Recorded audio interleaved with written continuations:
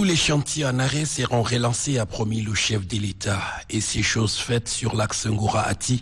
Les travaux de construction de cette route en arrêt depuis 2015, du fait de la crise économique qu'a connue le pays, ont repris. Pour s'assurer de l'effectivité de la reprise des travaux, le ministre des Infrastructures et du Désenclavement, Dr Idriss Ali Bachar, effectue une visite sur le chantier.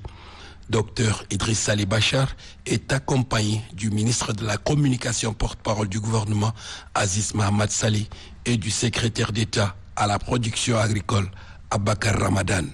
Devant ces cadres de la province du Bata qui attendent impatiemment la livraison des travaux de ce tronçon, le ministre des Infrastructures a réitéré cette volonté du chef de l'État. Nous avons vu l'évolution qui est acceptable, mais nous portons à l'attention de la population que le chef de l'État, son excellence Mohamed accorde vraiment l'importance aux infrastructures et particulièrement il a une inquiétude assez particulière pour ces tronçons et pour cette province.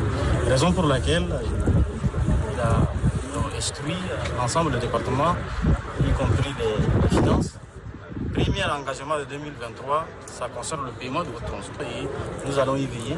Fini la visite de terrain, le chef du département des infrastructures a mis cap sur Ati, où il a rencontré les chefs des projets et les responsables de deux entreprises en charge des travaux, à savoir CGCOC et Arab Contractor, pour toucher du doigt les réalités du terrain. Après avoir écouté les uns et les autres, Dr Idriss Ali Bachar leur a demandé de mobiliser davantage des ressources humaines et matérielles pour finaliser à temps les travaux. Rappelons qu'à ce jour, les travaux sont exécutés à 86% sur l'axe Ngoura-N'Djamena-Bilala et à 37,25% sur l'axe N'Djamena-Bilala-Ati. La fin des travaux est prévue pour mai 2024, informent les techniciens.